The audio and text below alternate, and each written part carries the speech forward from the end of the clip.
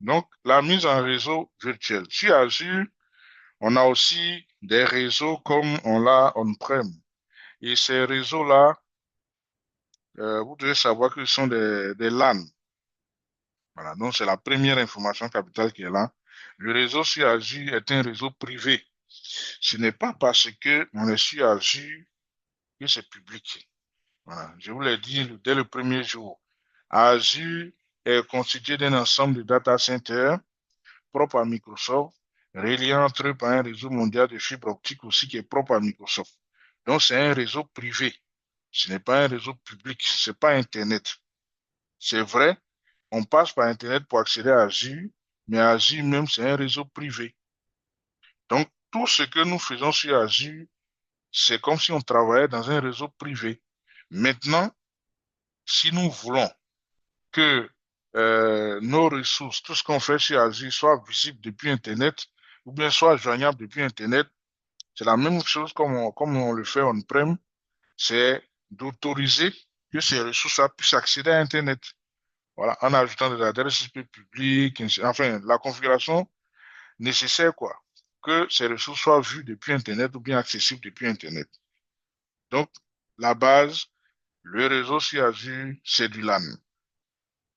Et on parle de réseau virtuel parce que ce sont euh, des équipements physiques, bien sûr, qui sont présents dans les data centers, mais on a une couche applicative qui nous permet d'interagir avec ces équipements. D'où voilà, la possibilité de pouvoir faire de la virtualisation du réseau. Donc, on va pouvoir créer ce qu'on appelle des réseaux virtuels. Donc, quand on va créer un réseau virtuel, on pourra indiquer l'adresse réseau de notre réseau virtuel, créer des sous-réseaux, voire adresser nos équipements qui seront dans ces réseaux. On va pouvoir aussi gérer la sécurité au niveau de ces réseaux et puis voir comment on peut gérer des domaines dans Azure et aussi Azure DNS. Alors, sachez que dans Azure, quand on crée un réseau virtuel, bien entendu, c'est pour pouvoir connecter nos équipements. Et quand on crée un réseau virtuel, par défaut, Azure crée en même temps un subnet qui va permettre de pouvoir connecter ces équipements-là. Mais on a aussi la possibilité d'ajouter d'autres subnets, d'autres subnets pour connecter nos équipements. Et il y a aussi deux types de subnets qui sont des subnets built-in, si vous voulez, des subnets système, pour chaque réseau virtuel qu'on crée et qui ont des fonctions un peu bien spécifiques qu'on verra. Donc, dans un réseau virtuel, on a d'abord les subnets ordinaires pour connecter nos équipements et puis on a des subnets spécifiques pour des usages un peu, je peux dire, particuliers. Voilà. Donc, le réseau virtuel sera une représentation logique de votre propre réseau. C'est un peu comme un LAN que vous avez on-prem. Et quand on crée un réseau virtuel, comme je l'ai dit, c'est dans un cadre privé. Donc, vous ne pouvez pas avoir des adresses IP d'ordre public. Non. Dans le réseau virtuel sur Azure, ce sont des adresses IP privées. Donc, toutes les classes d'adresses IP privées qu'on a vues à l'école, dans la classe A, classe C, et ainsi de suite, ce sont ces adresses qu'on va utiliser ici dans le cadre de ces réseaux virtuels. Voilà. Donc, ceux qui veulent le fameux 192, 168, ça passe. Ou bien, ceux qui ont beaucoup de ressources vont aller dans la classe A avec le fameux 10.0.0.0/8. Voilà. Donc, le réseau virtuel aussi qu'on crée sur Azure a la possibilité de s'interconnecter avec un réseau physique on-prem ou bien s'interconnecter avec d'autres réseaux virtuels.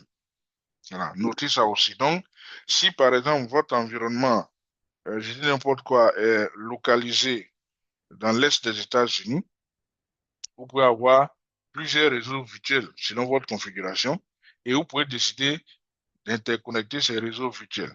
C'est comme si j'ai un LAN je dis n'importe quoi, hein, un LAN plutôt à Cotonou, et puis j'ai un LAN à, donnez-moi la deuxième ville du Bénin, là. Cotonou et puis quoi? Bon, j'ai oublié le nom. Paraco, Paraco, ouais. Voilà, Porto Parakou, Novo. voilà. Porto Porto Novo. Nouveau, c'est Porto Nouveau que je cherchais. Voilà. Donc, de Cotonou à Porto Novo, et je vais interconnecter ces deux LAN. C'est la même technologie, hein. Quand on-prem, on a deux réseaux privés qu'on veut interconnecter, on utilise quoi? On utilise quoi? Pour ceux qui ont la réponse, on a plusieurs possibilités, mais en général, les gens vont utiliser soit du VPN, hein, pour interconnecter, voilà, d'autres solutions, mais la base, les gens vont utiliser du VPN. Voilà. Donc, on a cette possibilité-là d'interconnecter, hein, deux réseaux virtuels qui sont sur Azure ou bien un réseau virtuel qui est sur Azure et puis un réseau on-prem. Ça veut dire que si vous êtes à Cotonou, vous êtes au siège, par exemple, de AGL, il y a un réseau privé là-bas, et puis vous déployez une infra sur Azure. Tout à l'heure, je venais de dire que sur Azure, le réseau est privé.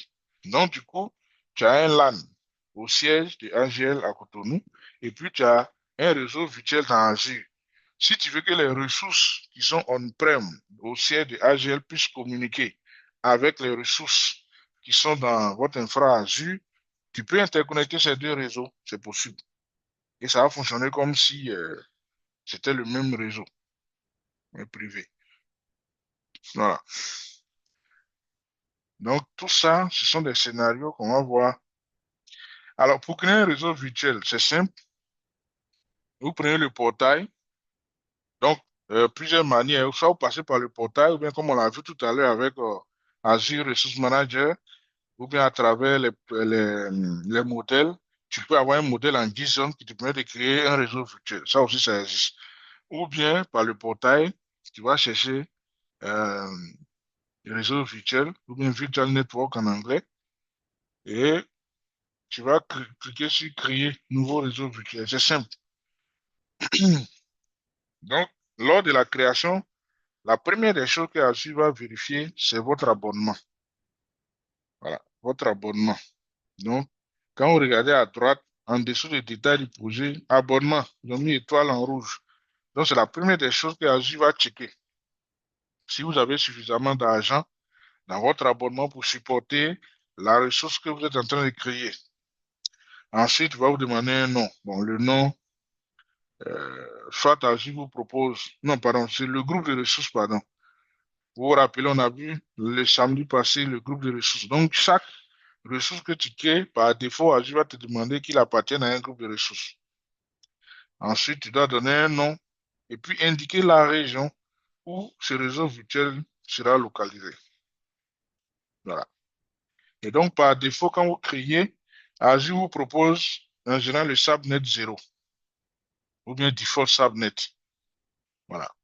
Ou bien, vous aussi, vous avez la possibilité d'en ajouter d'autres. Donc, le subnet 1, je viens Enoch. Le subnet 2.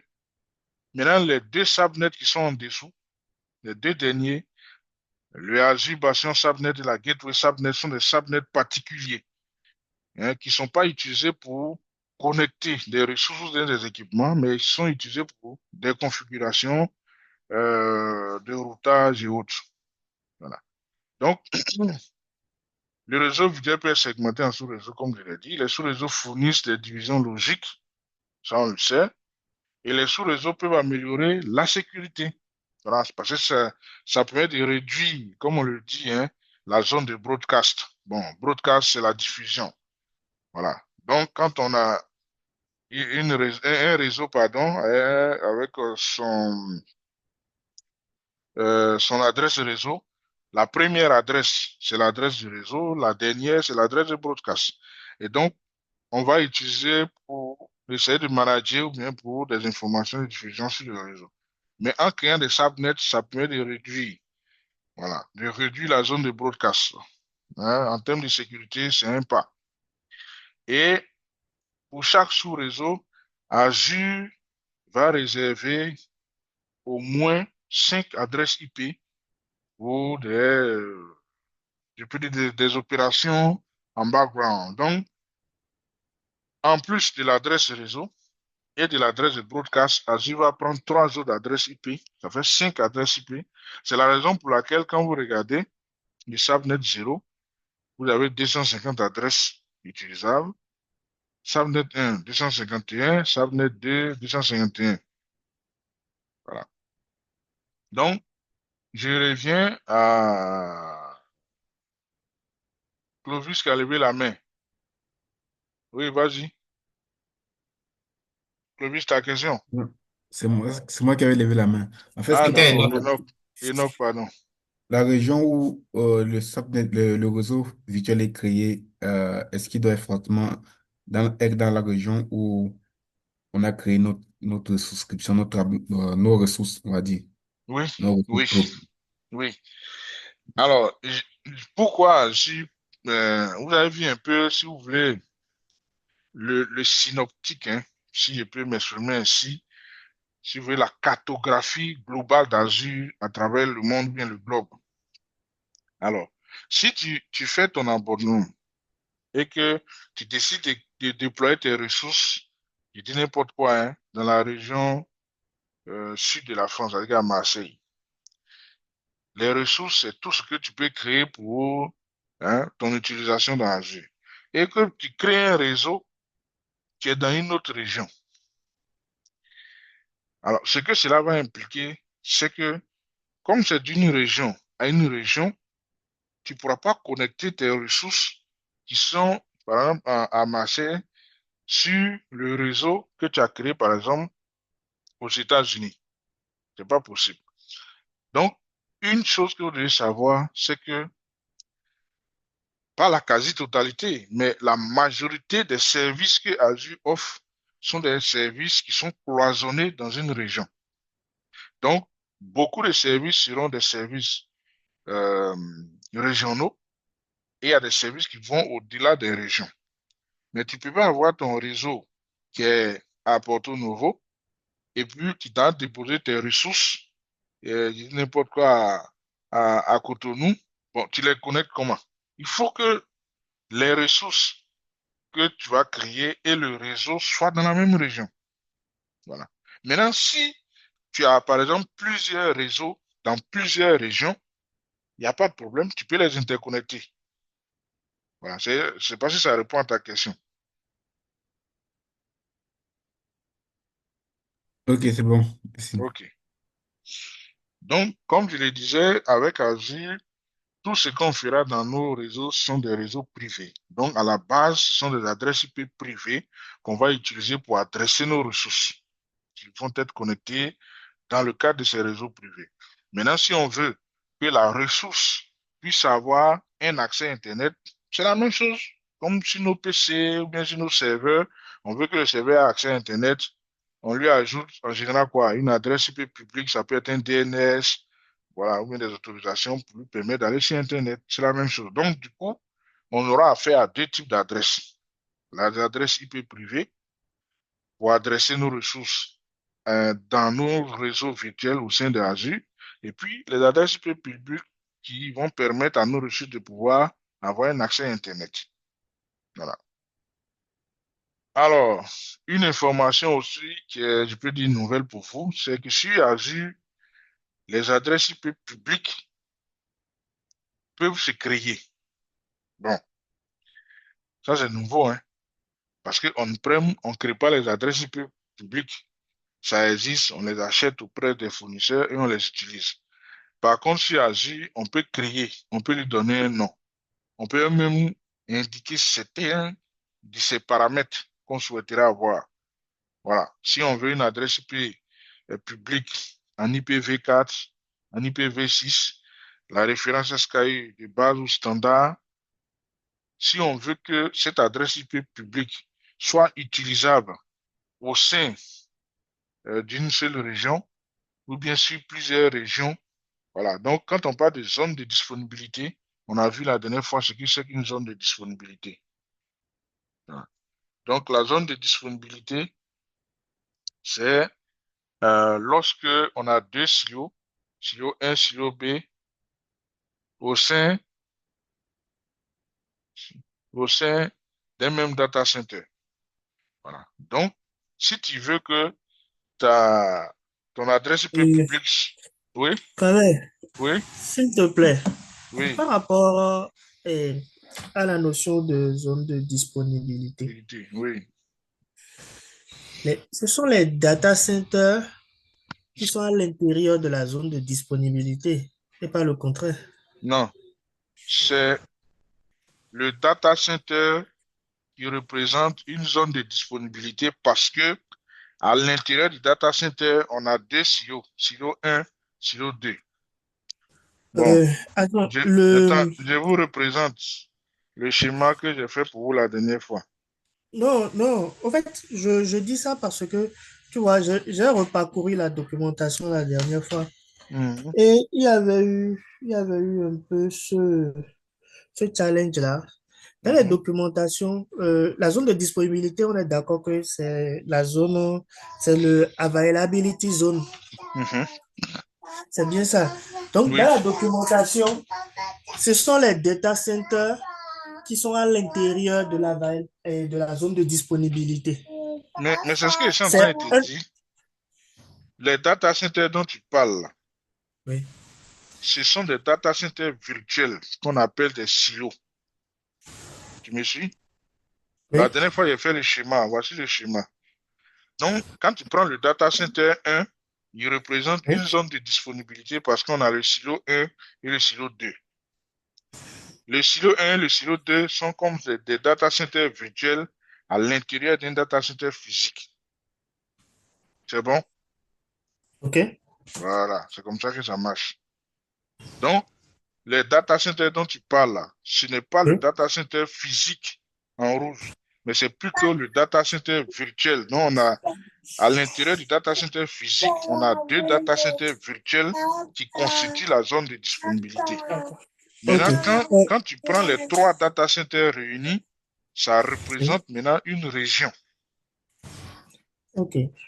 Attends, hein, excuse-moi. Si tu le permets, je Vas-y, veux, parce que c'est quand même quelque chose qui m'a un peu, comment vas-y, appelle-t-on, vas-y, chiffonné là. Je vais rapidement partager peut-être vas-y. euh, mon écran. Parce que j'ai un instant. Bon. Après, je ne sais plus trop Si tu dans retrouves quel après, tu me fais texte. signe et puis tu vas partager. Bon, je peux partager ça ici. Vas-y. Et,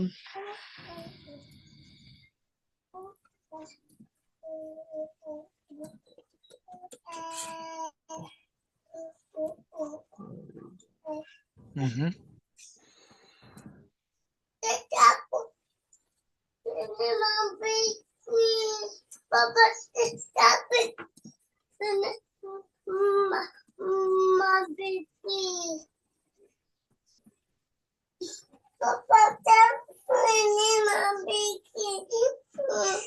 bon, voilà. Voilà. Tu vois, Mhm. ici, euh, Non, reviens sur le schéma. oui, oui. On dit Voilà. availability zone a Mhm. physically separated data center Mhm. Oui, within fini. an Azure region. C'est ça. Each availability zone is made up of one or more data center Équipé d'une equipped WIF with indépendante. Voilà, c'est ça. independent power. Voilà, donc à l'intérieur des zones de disponibilité, il Il y y a... a des data centers physiques C'est ça.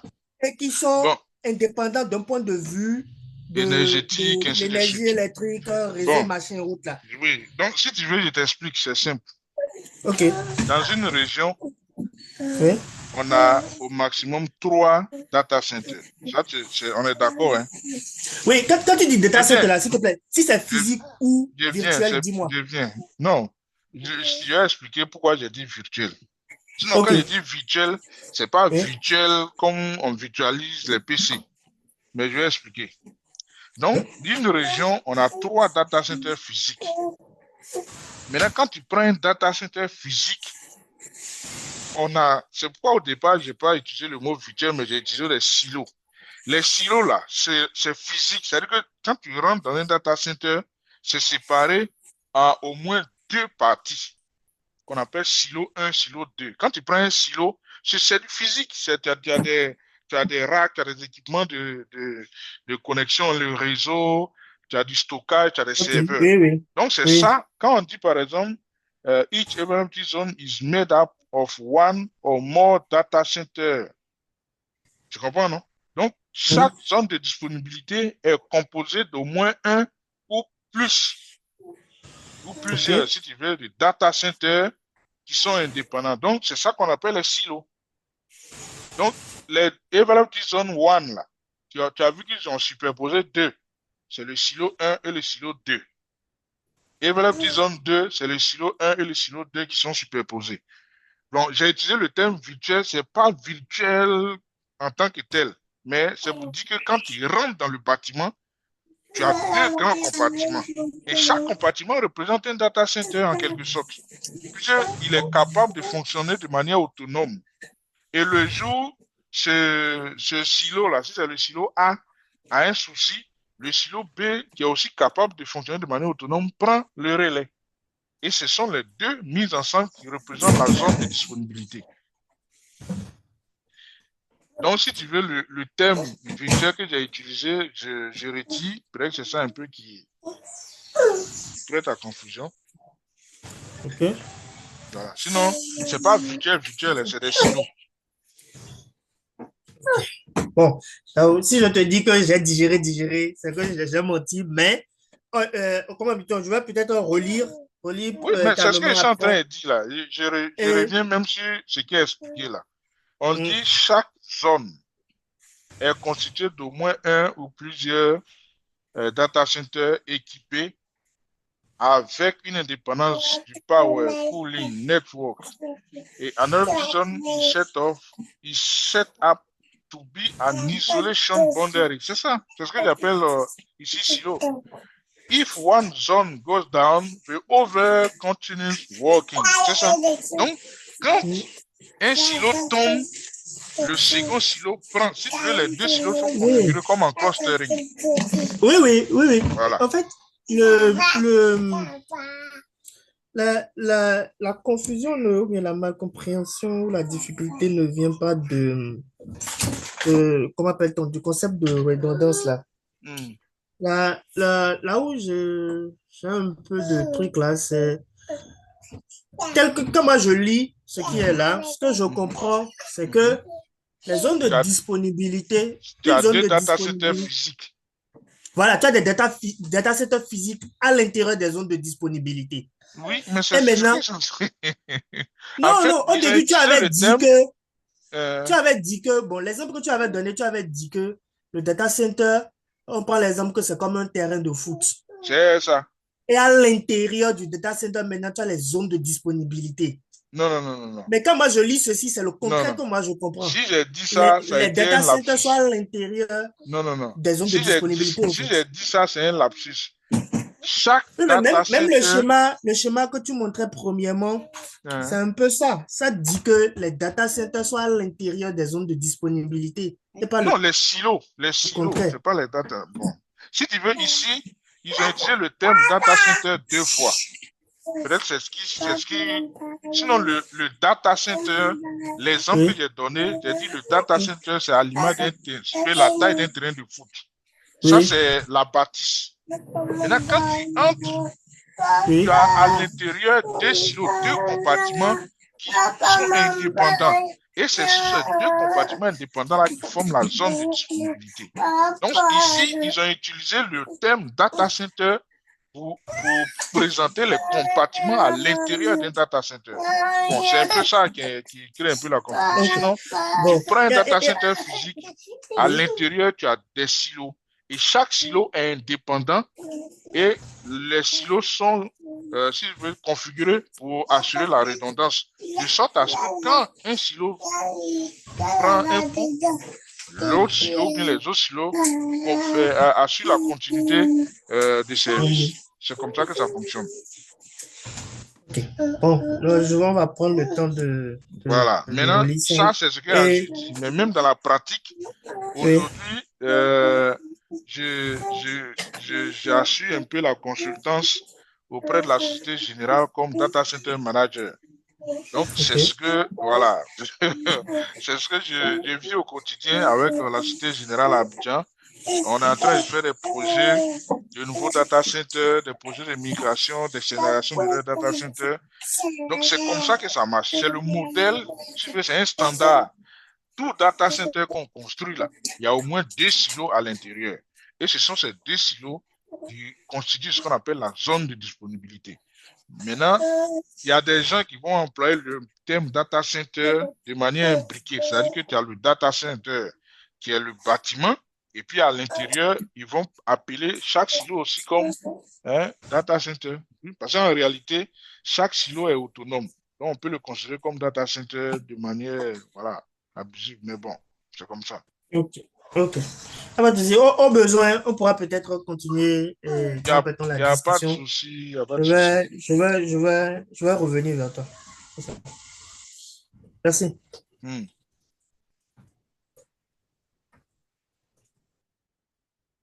Alors, donc, je disais tantôt que on peut nommer des adresses IP publiques. Donc, les adresses IP publiques sur Azure, on les crée, on leur donne des noms, on spécifie des paramètres. Voilà. Donc, on peut même déterminer, si on indiquer les délais d'inactivité, est-ce qu'on veut une adresse IP dynamique ou statique, capable de fonctionner au sein, peut être utilisée au sein d'une région, ou bien utilisable du point de vue global, international. Donc, tous ces paramètres-là peuvent être configurés lorsqu'on crée une adresse IP publique. Voilà. Si on veut que le routage, pour les préférences de routage, ce soit un réseau Microsoft ou bien Internet, on indique tout ça. Mais tout ça aussi va déterminer aussi le prix. Voilà. Si une adresse est statique, ça coûte plus cher que quand elle est dynamique. Voilà. Dynamique, ça veut dire que Azure se réserve le droit de changer cette adresse-là quand elle le souhaite. Maintenant, si c'est statique, ça ressemble un peu à nos adresses IP publiques qu'on paye auprès des fournisseurs. Donc, une fois que vous l'avez et que vous paramétrez, Azure n'a pas le droit de le changer, ou bien de la changer. C'est un peu ça.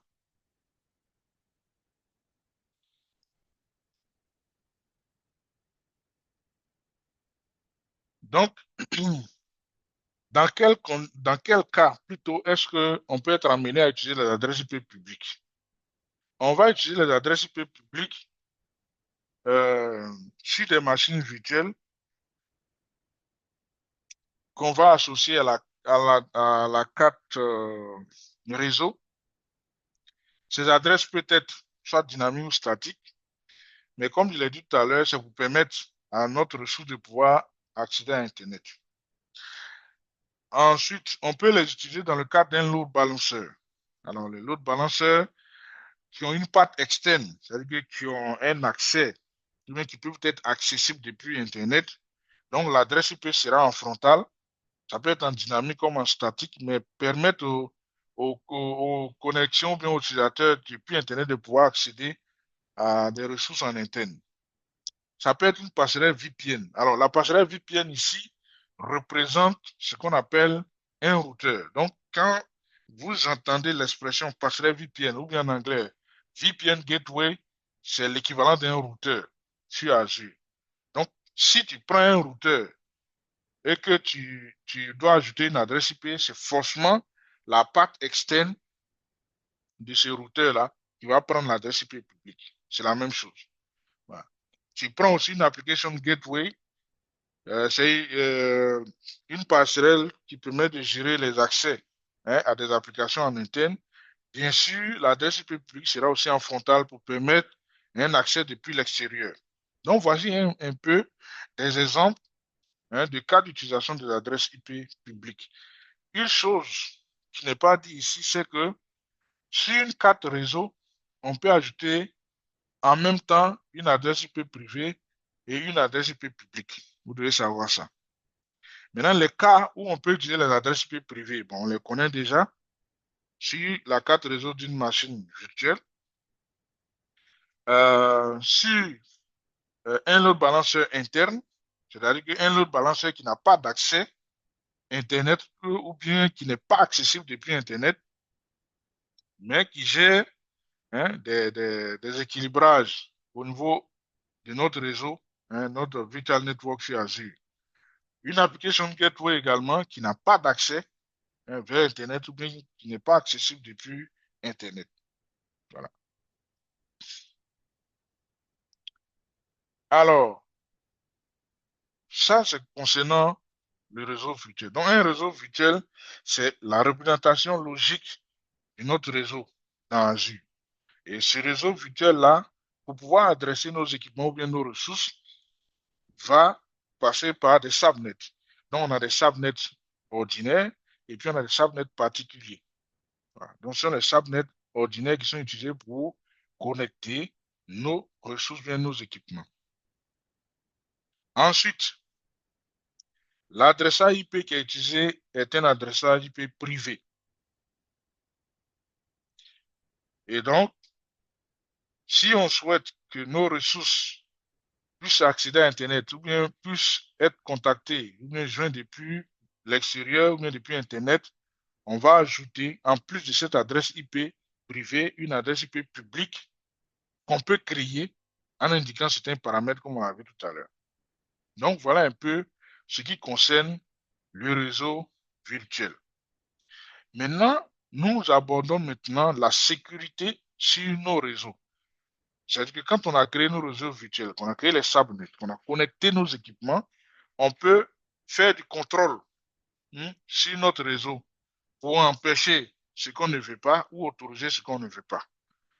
Donc, c'est un service qu'on appelle Network Security Group ou bien groupe de sécurité réseau qui va nous permettre de pouvoir faire ce contrôle-là. Alors, le NSG va nous permettre d'implémenter des mesures de sécurité. Voilà. D'où son nom, Network Security Group. Donc, il va nous permettre soit d'autoriser des trafics, ou bien de bloquer des trafics, ou bien même de limiter dans un certain nombre de cas. Donc, c'est un ensemble de règles, un peu comme les ACL, ou bien pour ceux qui ont l'habitude de configurer des pare-feux, des firewalls, les règles de flux sur les firewalls là sont identiques aux règles sur les NSG. Donc, tu vas indiquer la priorité, donner son nom, autoriser ou ne pas autoriser, le type de protocole, le numéro de port, ainsi de suite. Voilà. Et les NSG peuvent être associés soit à un subnet, un sous-réseau, ou à la carte réseau. Donc, quand on crée un NSG, Network Security Group, les règles qu'on définit à l'intérieur, on peut associer ce NSG-là soit à un subnet, soit à une carte réseau. Voilà. Donc, voici un exemple de NSG. Donc, en haut, nous avons les règles de sécurité de trafic entrant. En bas, les règles de sécurité de trafic sortant. Vous avez la priorité, le nom, le port, le protocole, la source, la destination et puis l'action. Voilà. Donc, quand vous décidez d'ajouter une règle, la première des choses que vous devez faire, c'est de regarder, en fonction de l'existant, quelle est la priorité que vous devez donner à votre règle, que cette règle soit exécutée comme vous souhaitez. Voilà. Donc, si vous créez une règle et que par défaut, la règle se retrouve après un deny all, par exemple, la règle ne va pas s'exécuter. Voilà. Si vous paramétrez mal le protocole ou bien le numéro de port ou bien la source, la destination, ça ne va pas fonctionner comme vous souhaitez. Donc, vous devez avoir un minimum d'informations sur ces éléments avant de créer la règle. Voilà. Ça peut aller. Donc, que ce soit dans les règles de sécurité de trafic sortant ou les règles de sécurité de trafic entrant, les trois dernières règles sont des règles par défaut. Lorsque vous créez la NSG automatiquement, ces règles-là sont présentes. Donc, toutes les autres règles que vous devez ajouter doivent avoir des priorités qui sont il peut dire au-dessus de ces règles-là que ta règle que tu ajoutes puisse fonctionner. Par exemple, le premier qui est en haut, priorité 100, RDP inbound, donc c'est RDP en entrée. Hein, le numéro du port, c'est 3389, n'importe quel protocole, n'importe quelle source, n'importe quelle destination, action ELO. Donc, cette règle-là autorise l'exécution du RDP depuis n'importe quelle source vers cette ressource-là. Voilà. C'est une règle de sécurité entrant. Donc, si c'est une VM, c'est comme si on autorisait l'accès à cette VM par RDP.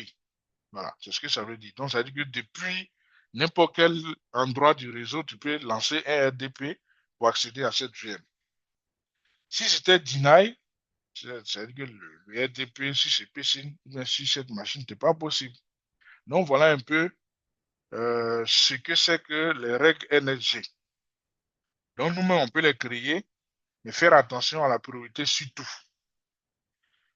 Et comme je le disais tout à l'heure, on peut appliquer les NSG plusieurs fois à plusieurs niveaux, au niveau du sous-réseau et au niveau de la carte réseau. Donc ici, dans notre cas, on a le NSG1 qui est appliqué à la carte réseau et on a le NSG2 qui est appliqué au sous-réseau. Maintenant, Agir nous permet de déterminer ce qu'on appelle les règles effectives. C'est-à-dire que le fait d'avoir plusieurs NSG qui s'appliquent peut conduire soit à des conflits de règles. Donc, on est en droit, à un certain moment donné, de savoir quelles sont les règles vraiment qui s'appliquent à notre ressource et quelles sont les règles qui ne s'appliquent pas. Un peu comme les GPO, on-prem. Quand tu as un environnement où il y a beaucoup de GPO, il y a une commande que tu peux exécuter sur la ressource, par exemple sur le PC ou bien sur le serveur, pour savoir quels sont les GPO qui s'appliquent effectivement sur le compte de l'ordinateur ou bien sur le compte de l'utilisateur sur le PC. C'est la même chose. Mais en cas de conflit, il y a un principe qui s'applique. Donc là, je vous renvoie à la question. Si par exemple, au niveau de NRG1, le RDP est low en entrée, et qu'au niveau de NRG2, le même RDP est deny en entrée, qu'est-ce qui va primer? C'est le deny ou bien le hello? Donc là, je vais interroger. Alors, oui, qui se propose déjà, Gafarou? Euh, oui, c'est le deny. Pourquoi? Euh, le deny va l'emporter. Oh, parce que c'est quand il y a ouvert fermé, c'est le fermé qui va l'emporter. Maintenant, au fait, je veux, comment appelle-t-on? Je veux dire un truc. Ou bien je veux te demander, tu profites pour poser une question. Vas-y. Si comment appelle-t-on? Si le paquet qui veut entrer, ou bien la requête, provient du sous-réseau, Mhm. elle va pas sortir voir le NG2. Je ne comprends pas, reprends. Si la requête, je suppose que la requête provient d'une ressource qui est à l'intérieur du sous-réseau. Oui, oui. D'accord? Donc, quand la requête va vouloir, je suppose que un équipement veut rentrer en RDP sur le serveur qui est là, veut Oui, se oui. connecter en RDP. Mhm. La requête, elle va pas sortir aller voir NG2 avant d'aller sur la ressource. Après, ça dépend aussi des configurations qui sont en place. Mais je suppose que le réseau à l'intérieur, là, les paquets puissent circuler. En ce moment-là, même si au niveau de NG2, c'est denied, la requête, elle va passer ou bien? Bon, je réponds à ta question. En fait, si la ressource qui veut joindre le Oui. serveur où on applique NSG1 là est dans le Oui. même sous-réseau, Oui. il y a plusieurs cas de figure. OK. Voilà. Donc, euh, lorsque tu es dans le sous-réseau, par défaut, le NSG s'applique à toi. Le NG1. G2. OK. Le OK. NSG1, c'est juste pour la carte réseau de la machine qui est là. Mais Ok. tous ceux qui sont à l'intérieur du sous-réseau sont Oui. soumis aux règles du NRG2.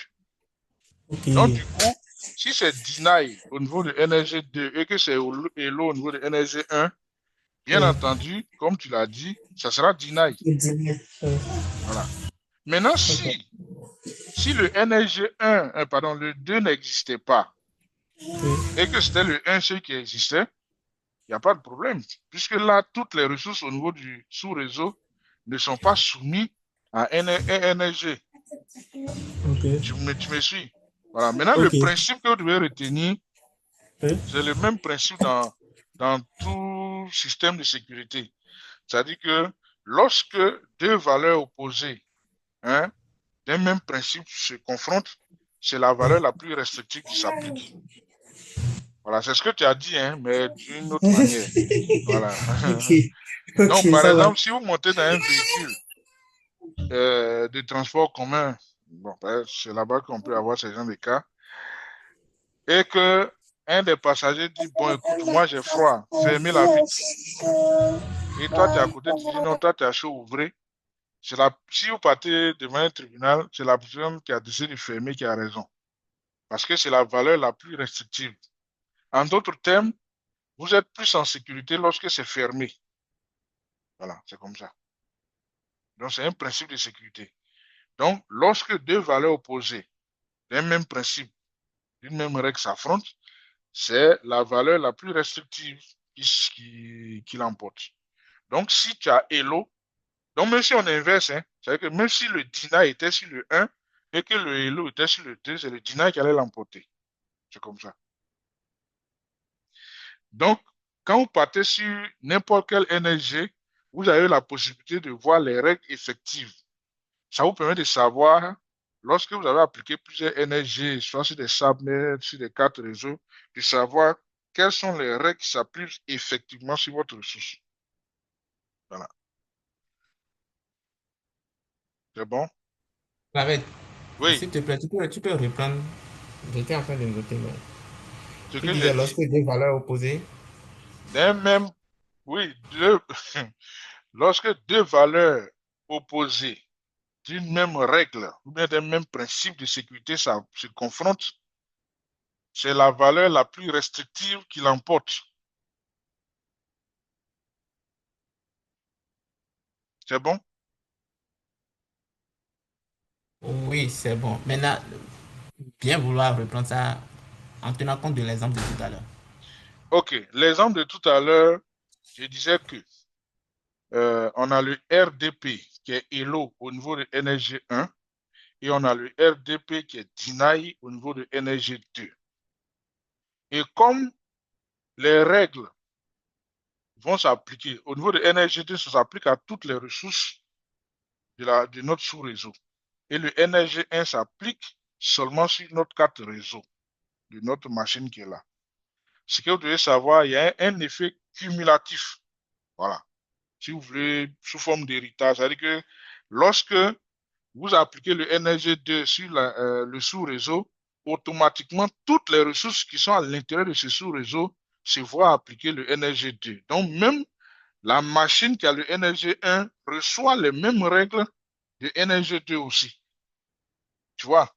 Donc, si on va fouiller dans les règles qui s'appliquent, on aura le même RDP qui est hello au niveau de NRG1 et le même RDP qui est deny au niveau de NRG2.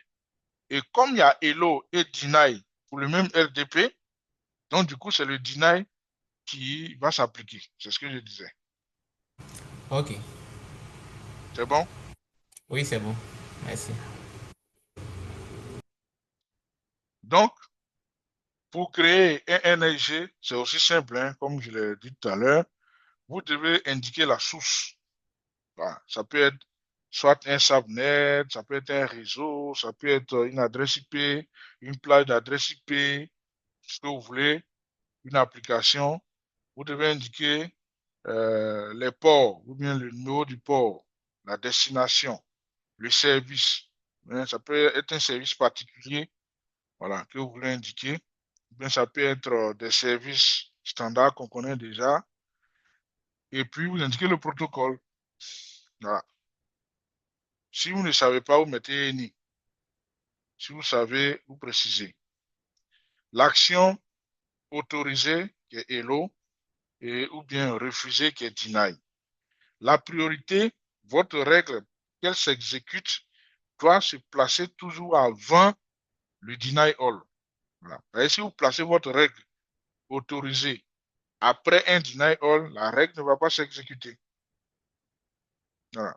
Et puis vous donnez son nom. On a aussi les groupes de sécurité d'application, Application Security Group, qui sont, si tu veux, une émanation de NSG. Voilà. Donc, quand vous créez une Application Security Group, par derrière, il y a de facto un NSG qui existe, qui va faire le travail. Voilà. Donc, eux, ils seront utilisés pour l'accès à nos applications ou bien nos serveurs web. Voilà. Donc, on va définir à travers ces applications security group des règles pour contrôler le flux, pour savoir, par exemple, depuis Internet vers, par exemple, le serveur web, quel est le numéro de port qui doit être utilisé, ou bien quel est, par exemple, le protocole qui doit être utilisé. Voilà. Ou bien, depuis notre serveur web vers nos serveurs SQL, quel est le numéro de port, ou bien quel est le protocole qui doit être utilisé. C'est ça, c'est comme ça. Voilà. Je donne un exemple très simple. Vous dites par exemple que, bon, depuis Internet, pour accéder à votre serveur web Alpha, par exemple, on doit utiliser le protocole HTTPS. Bon. L'utilisateur lambda qui ne sait pas, s'il tape l'URL avec HTTP, ça ne va pas fonctionner. Voilà. C'est très simple. Et pour ceux qui aiment beaucoup surfer, il y a des sites comme ça qui existent, qui sont accessibles seulement qu'en HTTPS, pas de version HTTP.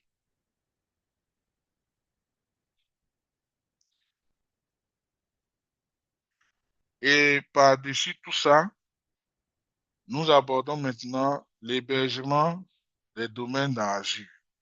Alors, par défaut, lorsque vous souscrivez au service Azure, ou bien lorsqu'on crée votre tenant, votre nom de domaine par défaut sera onmicrosoft.com. C'est-à-dire que vous dites par exemple que bon, je veux que on mette par exemple un Bénin Terminal, qui est mon nom de domaine, mais à la base, on crée votre tenant en tant que benetterminal.onmicrosoft.com. Donc, le domaine de base de tous les tenants dans Azure, c'est onmicrosoft.com. Pour tous ceux qui sont administrateurs Microsoft 365, sûrement qu'ils ont déjà vu ce domaine onmicrosoft.com. Maintenant, vous avez la possibilité de personnaliser, d'ajouter votre domaine d'entreprise pour personnaliser l'utilisation. Dans ce cas, vous allez ajouter n'importe quoi, benetterminal.com à Azure. Donc, pour ce faire, vous allez dans la partie création du locataire, nom de domaine, vous ajoutez benetterminal.com par exemple, et Azure va vous demander de fournir un certain nombre d'informations avant de confirmer que ce domaine a été ajouté. Donc, ça peut être soit des enregistrements TXT, des enregistrements MS, ainsi de suite. Et une fois que c'est fait et que le domaine est vérifié, Azure ajoute. Donc, désormais, vous pouvez vous connecter au lieu de benetterminal.onmicrosoft.com, vous allez voir directement benetterminal.com. Mais ça ne veut pas dire que le onmicrosoft.com a disparu. Non, il est là. C'est juste un domaine personnalisé que vous avez ajouté. Voilà. Donc, je rappelle toujours que Azure, c'est un réseau privé. Donc, même quand vous avez des DNS, ce sont des DNS privés. Par défaut, lorsque vous créez, vous souscrivez, ou bien vous créez votre tenant, Azure met à votre disposition des DNS. Hein. Vous avez droit à 4 DNS pour vos configurations. Voilà. Bon, je ne dirais pas que c'est gratuit puisque ça fait partie de ce que vous payez. Donc, vous aurez NS1, NS2, NS3 et NS4 comme des serveurs DNS que vous allez utiliser, hein, dans le cadre de vos configurations. Donc, ce qui veut dire que vous pouvez créer aussi des zones DNS, mais il faut que ces zones DNS-là restent dans le cadre, désolé, dans le cadre d'un fonctionnement privé. Ce n'est pas public. Et je rappelle toujours que ce n'est pas parce qu'on passe par Internet pour aller sur Azure que Azure est Internet. Non. Azure, c'est privé. Donc, tout ce qu'on aborde dans Azure, là, vous voyez ça dans le cadre d'un réseau privé. Voilà. Alors, si on peut créer des zones, c'est qu'on peut y ajouter aussi des enregistrements. Alors, pour ceux qui n'ont jamais fait le cours de DNS, la semaine passée, je vous ai partagé des documents sur l'administration jusqu'à Windows Server 2016 et puis 2019. Voilà. Il y a un cours complet dedans qui explique les différents types d'enregistrement. Alors, permettez-moi de revenir un peu et de voir si je peux retrouver ces documents pour vous montrer.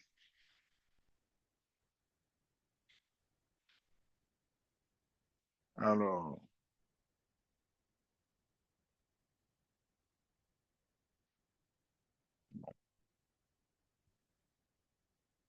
ça.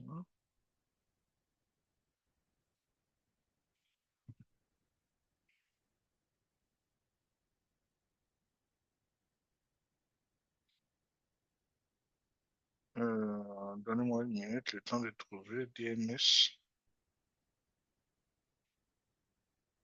Ok, donc dans le document 741, le module 4, vous allez voir l'implémentation de DNS que je vais vous montrer maintenant.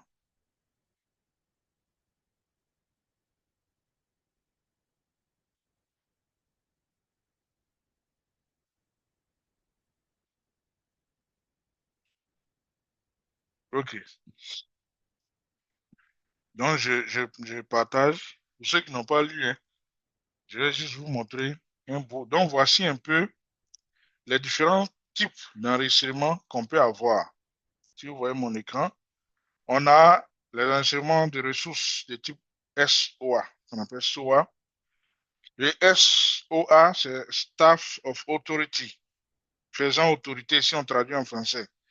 Donc lui, il va permettre d'identifier le tout premier serveur DNS de votre environnement. Bon. Le A permet d'indiquer euh, un nom d'hôte. Donc, si vous avez une machine, un serveur, un instrument de type A. Le CNAME, c'est l'alias. Voilà. Donc, je dis n'importe quoi, hein. Vous avez un serveur SQL qui est un serveur critique. Si vous mettez dans son nom, comme les ITM le fait, hein, SRV-SQL, tant. S'il y a un pirate ou bien quelqu'un même au sein de l'IT qui veut vous faire du mal, quand il va voir SQL, il saura que c'est un serveur SQL. Donc, le CNAME permet de donner un autre nom que le vrai nom. Mais ça ramène toujours au même serveur. Donc, on peut créer un CNAME, par exemple, on va dire, je n'importe quoi, hein, Pigeon. Voilà. Donc, c'est vous ceux qui savez que Pigeon correspond au serveur SQL. Voilà. C'est un peu comme ce que les militaires aiment faire là, dans leur communication. Aigle noir, ceci, cela, papa Charlie. Bon, ils donnent des codes comme ça pour cacher un peu la vraie identité des personnes avec qui ils sont en train de communiquer ou bien des zones, des équipements sur lesquels ils interviennent. Le MX, c'est un enregistrement qui indique un serveur de messagerie. Le SRV va indiquer un service qui est disponible dans le domaine. Voilà. Donc, par exemple, si vous avez un serveur web qui est hébergé sur un serveur, lorsque vous devez indiquer ce serveur web, vous allez utiliser l'enregistrement de ressources SRV. Le NS Name Server va indiquer n'importe quel serveur DNS de votre environnement. Donc, si vous avez 10 serveurs DNS, vous aurez 10 lignes pour le NS. Le 4 fois A, c'est la même chose comme le A, mais c'est au niveau de l'adresse IP qui change. Le 1 seul A représente l'adresse IP en IPv4. Le 4 fois A, l'adresse IP en IPv6. Le PTR permet d'indiquer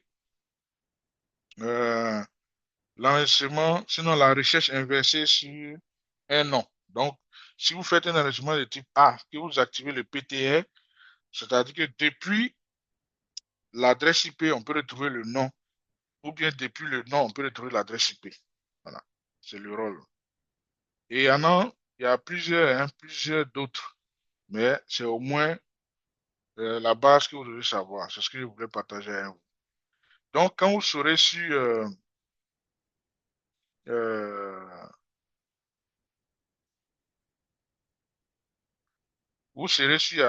Azure DNS si vous voulez, vous aurez la possibilité de créer ce même type d'enregistrement. Voilà. Mais vous devez savoir. Oui, Enoch. Enoch. Oui, j'avais une question d'ordre un peu global, pas Vas-y. forcément liée à ce que vous prenez. Est-ce que la politique de sécurité implémentée en premise, si vous avez un réseau d'entreprise, Mhm. est-ce qu'on peut la transférer, On peut euh, l'étendre. oui, l'étendre à Azure global? Et si oui, comment on peut le faire? Si vous pouvez expliquer de façon. Quand tu parles de politique de sécurité, bon, à la base, pour Je veux dire, que... network, Oui, mais c'est ça, c'est ce que je veux dire. À la ok. base, pour que il y ait même l'idée de propager vers Azure, il faut d'abord que ton réseau qui est on-prem puisse être interconnecté au réseau qui est sur Azure. Donc, si les deux réseaux sont interconnectés et que les deux réseaux échangent comme s'ils étaient dans le même LAN, bien entendu, ta politique de sécurité, le réseau que tu vas implémenter, va impacter ou bien affecter les ressources qui sont sur Azure. Voilà. Comme vice-versa. Hein. Voilà.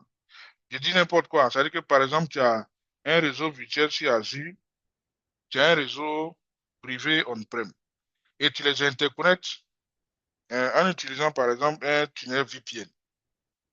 Mais si tu crées une ressource sur Azure, et tu ajoutes une VM, par exemple, dans ton réseau qui est dans Azure, et que tu mets une politique de sécurité en place depuis ton réseau on-prem, bien sûr, voilà, ça va affecter la ressource.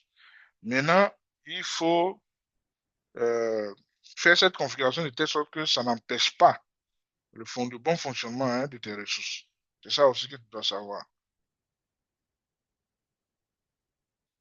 Est-ce que j'ai répondu?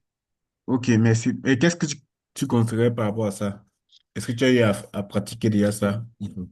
Moi, c'est plutôt l'inverse.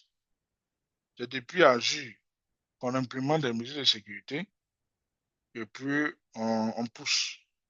Maintenant, tout dépend de la mesure de sécurité. Comme je l'ai dit, sur Azure, il n'y a pas de GPO. Donc, si tu crées une GPO ici, ça ne va pas affecter tes ressources qui sont dans Azure.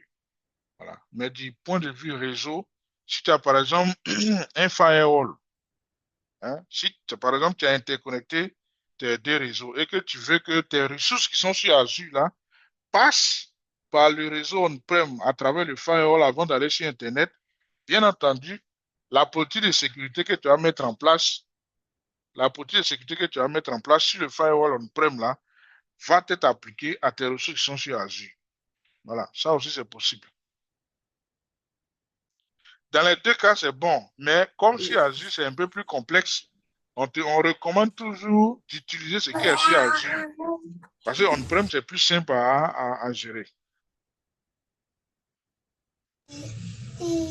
Ok, merci. Oui. Clavet, Oui. s'il te plaît. Oui. Sa question a suscité une autre question chez moi. Vas-y. Désolé si Non, mes non, non, interventions vous amènent loin. Désolé. Euh, je vais te prendre si je... comme assistant. Dé- dé- Désolé pour le bruit. Désolé Désolé pour le bruit. Donc, je disais, tout à l'heure, tu disais que les GPO ne se propagent pas. Je ne sais pas si Si j'ai bien Azure, compris. si Sur Azure, Azure, oui, oui, oui, sur Azure. Je ne sais pas si j'ai bien compris, hein, mais je voudrais comprendre. Si je mets on-prime, j'ai mon mhm, réseau. mhm, D'accord, j'ai un réseau on-prime. À l'intérieur de ce réseau-là, j'ai mis un Active Directory. J'ai mis mhm, mes GPO, machine et autres là. Et dans Azure, j'ai des ressources. Mais je mhm, n'utilise pas, comment appelle-t-on, euh, comment appelle-t-on, Microsoft ID, je n'utilise pas. Mais j'ai mhm, créé un VPN entre mon réseau on-prime mhm, et mon réseau virtuel qui est dans Azure. J'ai mhm, connecté les deux là via VPN. Et mhm. le seul, comment appelle-t-on, le seul DNS et le seul Active Se trouve Directory on-prem. se trouve on-prime. Mhm. Quand je vais appliquer une GPO GPO, ici est-ce que ça on-prime, va, est-ce que est-ce ça que va ça va, toucher? les ressources qui sont, comment appelle-t-on, dans Azure? Bon, ça c'est que je ne l'ai jamais expérimenté, mais je pense que vu la configuration que tu viens d'indiquer, ça devrait peut-être fonctionner. Ça Mais c'est devrait à tester, fonctionner. oui, oui. Ok, ok. Puisque ta VM est juste une VM qui est sur Azure comme Voilà. ça, qui Voilà. n'utilise pas des trucs, mais qui est L'intra. relié, Oui. voilà, mais qui est Oui. relié au réseau on-prem par une interconnexion par VPN. Normalement, hein, ça devait, Hmm. mais on va vérifier. Ok, On va vérifier. ok. Ça m'a c'est peut-être un truc à creuser. L'exemple de l'app. Hmm. Oui. Merci. Ok. Tu as un ingénieur à côté de toi. Alors, donc, euh, Effectivement. on peut configurer des zones, comme je l'ai dit, ce sont des zones privées. Voilà. Dans le cadre de nos DNS que Azure nous donne, ils vont nous permettre de pouvoir faire nos requêtes, hein, de localisation des ressources. Et donc, comment ça marche? J'ai ma machine virtuelle qui est à gauche, qui veut échanger avec la machine virtuelle qui est à droite. Dans le langage, hein, des PC et autres des machines, ce sont des bits. Voilà, on a pris ça à l'école, ce sont des bits. Et les machines ne connaissent pas le langage humain. Bon, là, je parle en termes de réseau, hein. Je ne parle pas en termes d'intelligence artificielle comme ce qu'on voit maintenant. Donc, c'est le DNS seul qui a même de dire à une machine quelle est l'adresse IP, mais quel est le nom, hein, de la ressource que cette machine avait contactée. Voilà. Ça peut être une autre machine, ça peut être une imprimante, ainsi de suite, mais c'est le DNS seul qui peut te dire que private.contoso.com correspond à la machine qui a l'adresse IP 10004. Donc, dans nos réseaux, là, je parle, hein, pour ceux qui n'ont pas encore peut-être vu ça en réseau ou en système. Habituellement, quand vous êtes au bureau et que vous voulez imprimer, ou bien vous voulez envoyer, par exemple, un fichier à quelqu'un à travers le réseau, ce que vous ne savez pas, c'est que, bon, ça se passe de manière transparente et puis tellement rapide qu'on ne voit pas. Mais c'est l'ordre des choses qui est décrit là. Premièrement, la machine va s'adresser au DNS. Vous dites, ah, je veux envoyer un fichier à, par exemple, print.contoso.com pour imprimer. Donc, c'est le DNS qui va lui répondre pour dire non, print.contoso.com pour adresse IP temps. L'adresse IP est compréhensible par la machine. Donc, maintenant, la machine va se servir maintenant de l'adresse IP pour envoyer la requête maintenant à la machine concernée. C'est comme ça que ça marche.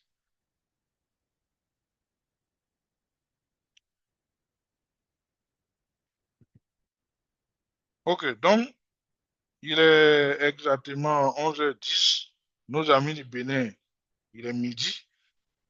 Donc, en même temps, on va prendre peut-être 5 ou 10 minutes de pause et puis vous continuez avec le lab.